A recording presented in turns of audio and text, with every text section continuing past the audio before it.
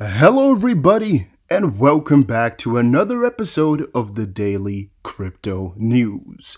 And the question of today is, have you told anybody that you're holding crypto? Let me know in the comment section down below, and let's get on with the video. Tether mints 100 million USDT on the Tron network. Bitfinex CTO calms community down. Tether treasury has minted another whopping 100 million USDT, and the Tether CTO Paolo Ardiano stepped in to clarify it. Prior to that, 20 million USDT was sent from the treasury to Huobi. So yes, 100 million USDT Tron minted. CZ Binance comments on this USDT Tron, and Ethereum-based USDT remains most popular. So this is all going on, and of course, some of the Twitter bots noted it. However, Paolo said, PSA 100 million USDT inventory replenish on Tron network. Note, this is an authorized but not issued transaction, meaning that this amount will be used as inventory for the next period issuance requests. And thus, there's nothing big happening to all of this just quite yet. However, it's something, right? People are often scared about what exactly this would mean. Having said that though, if you are enjoying the daily crypto news, please support the channel by pressing the like button and subscribing. It helps me out a ton. Billion-dollar blockchain EOS is in trouble, research shows. New research from Outlier Ventures lays out the landscape of blockchain development in the crypto space, and things aren't looking good for EOS. New research from Outlier Ventures indicates EOS has seen a massive exodus of developers from the platform. Tron has also seen steep declines in developer activity. Polkadot, Cosmos, Tether, and Cardano are all putting even more pressure on the existing Ethereum alternative. So basically, if you guys want to know here, EOS was the largest ICO ever, and it was very popular for the last couple of years. It's still quite high in the rankings, as anybody could also note. However, there's always a big battle going on between Ethereum, EOS, ADA, Tron, and some other ones, basically, for what coin is the best platform, or I guess what platform is the best platform, but you guys get it. And right now, Tron has not been doing too well, and EOS has also not been doing too well in terms of developments and in terms of general developer activity. I mean, we've not seen that many cool things popping up, but Cardano has had a huge boost. All right, a huge boost happening for themselves. At Theta, as well, I've seen a lot of things come by from, and Cosmos the same. Now, for Tron, I would say I've seen a couple of advancements or developments come around. However, I mean, Tron is a little bit of a different crypto, right? Because they rely on announcements and just in sun to kind of hype everything up. But in the end, not that much is happening. But these other cryptos, I don't know about Polkadot. I haven't updated myself with that. They have excelled, and thus there's a lot more pressure for EOS right now to do something because developers are switching over and switching to other ones, which might be a little bit more lucrative. But we noted that EOS DApp activity is down 70% over the last year, which is, again, really interesting as well. But also what I've noticed is that just EOS in general is not being worked on as much as before. Binance charity, Crypto Against COVID Japan, all donations will be matched 1-to-1 by Binance. So yeah, you can donate, they will match it to, again, CV. Silica blockchain wallet integrates with Google. This is pretty big for Silica. Silica, the fastest growing crypto in the market, has been proven to be an exceptional asset for the investors by returning 404% year to date. As ZIL token marked its prowess in the crypto market, its blockchain client Zillet announced integrated wallet access via Google. Access your wallet by using Google credentials. So that's pretty damn cool to see as well that they've got themselves updated just like that. You can now log in with Google. Access your wallet using Google via Taurus. However, I don't think this is very difficult to achieve. I don't know if it is, but I don't really think it is that difficult to get. But I guess it does show that they're a little bit legit. Again, I can't tell you guys too much on it. I don't know if it's just like an application process or if you have to have any, credibility out there already, or if it's just like, hey, let's integrate it into our website or into our program and we're done, and they just finally got to it right now. I don't know how difficult it is and how much of an achievement. Mike Novogratz counters analyst who said Bitcoin's 20K all-time high was fake. Now, it's taken 7 years for people to come to grips that Bitcoin was manipulated in 2013. Many still won't acknowledge it. How long before people understand Bitcoin was manipulated again in 2017 and 2019? The 20K all-time high is fake. And it's basically just, how do you want to see it all, right? Are you a guy who's like, yeah, these guys are trying to manipulate the price so you'll lose in the end, or to make it look more legit, but Bitcoin is useless? It depends on if you're bearish or bullish on Bitcoin in the end as well. And I just find it really difficult to take a stance on this because is there a lot of fake volume? Are people manipulating the price? Yes. Is there still a huge amount of demand for Bitcoin? Yes. So what exactly, is there fake volume in every market? Yes. Is Tesla's all-time high fake? Well, you tell me, I always get confused about what really to take on, because even if it's fake, it did hit it, And when do you consider something fake? If it's fake volume, if there's one party pushing it, if it's all exchanges conspiring together, which I don't think is happening, or what, or when? The New York Times tests a blockchain-based prototype to tackle misleading information. That's again a pretty heavy thing. The research and development team of the American newspaper New York Times has tested a blockchain-based project to address the growing issue of misleading information in the online space. Pretty damn cool. Pretty damn happy with that. And now some cool other... Oh, I just flipped over. Some cool other XRP news. XRP woes. Researchers find only 6% of the XRPL transactions carry economic value. Again, that's a pretty hefty claim to make. And I think the rest of my news is over here. I just shoved it by accident. But yes, 6% of the transactions carry economic value.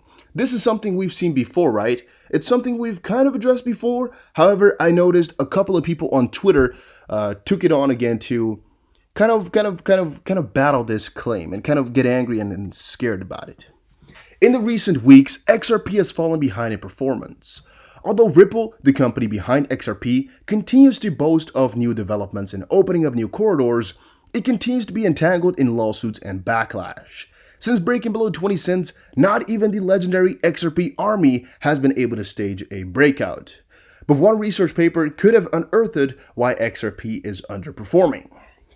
Alright, what I'm taking is that this is a bearish article with a bearish narrative because of the way they took it right here. The way they try to note it down. Earlier in February, Mike Novogratz was recorded telling a room of financial advisors that XRP would immensely underperform in 2020, right? A lot of people took that to heart as well. Now, also the claims of the CEO was also something that people took to heart. But researchers say that 94% of transactions carry no economic value. Let's see what it is about. Researchers from Imperial College London and University College London have prepared a 7-month report analyzing transactions on EOS, Tezos, and XRP Ledger. The finding, found on a paper titled Revisiting Transactional Statistics of High Scalability Blockchain, notes that 94% of the transactions on the XRP Ledger carried no economic value. On ESIO, the researchers note that 96% of the transactions were triggered by an airdrop, while Tezos, 76% of transactions were used for maintaining consensus. The research noted about the XRP in particular, the distribution of the number of transactions per account is highly skewed.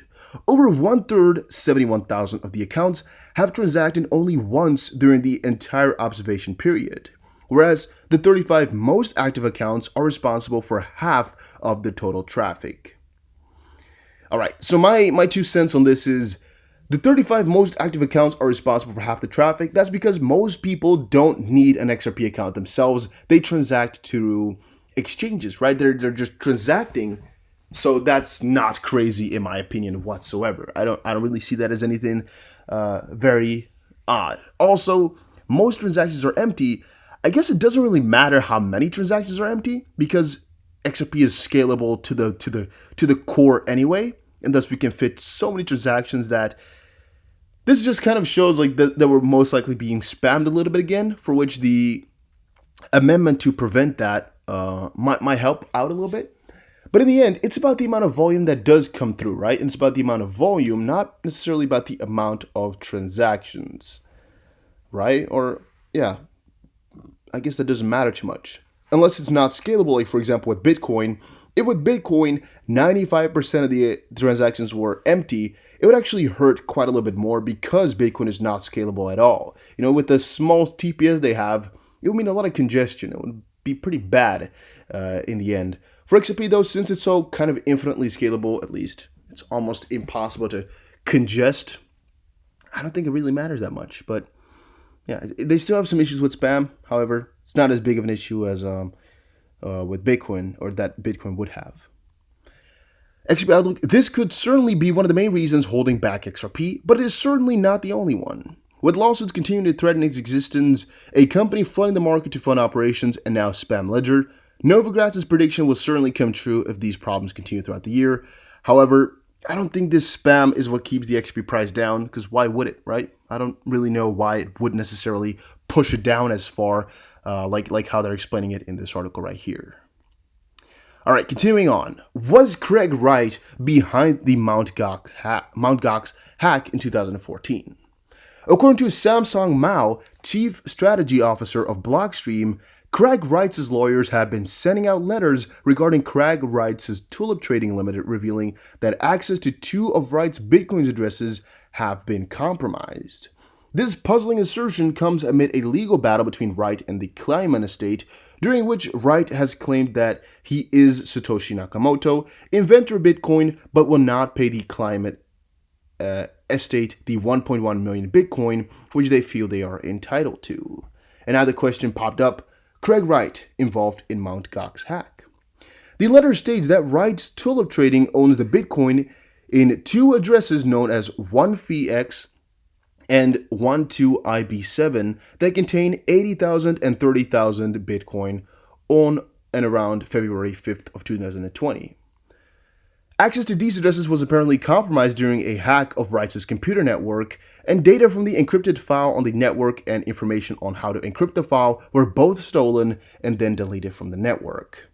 The London-based law firm SAA Ontier notified that the Bitcoin was to be recovered from these addresses, and any movement in these addresses would constitute a contravention of Tulip's ownership and rights. Samson Mao says, idiotic letter that fake Toshi lawyers are sending around, and a lot of controversy has flown around surrounding this. Ricardo Spagni has also taken it to Twitter to state, just so we're clear, Craig Wright has just openly admitted via his lawyers to be the guy that stole 80,000 Bitcoin from Mt. Gox. The screenshots below show the court documents indicating that the 1FX address is where the stolen Mt. Gox funds were sent. What do you have to say about that, Calvin Iyer? And what do you have to say about that, Wright? Right? And I don't know the end result.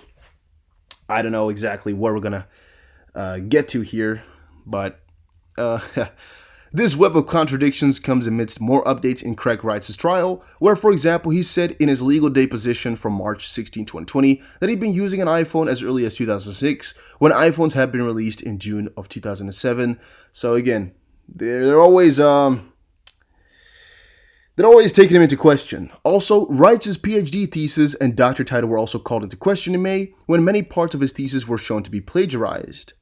However, if he chooses to reply to the accusations around Mt. Gox hacks, his actions may have a sizable impact on the Bitcoin SV price and the shape of Bitcoin narrative overall, especially since the Mt. Gox hack caused Bitcoin price to nosedive by nearly 50%.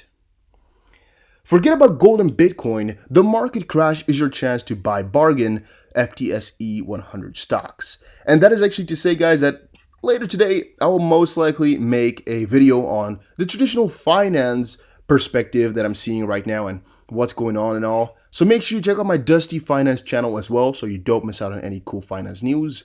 And here they're saying Bitcoin won't make you rich, and that's kind of BS. And last but not least, oh, this is very annoying. What's going on there? Damn.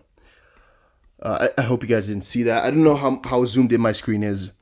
5 booked in cryptocurrency scam in Maharashtra, Palkharad.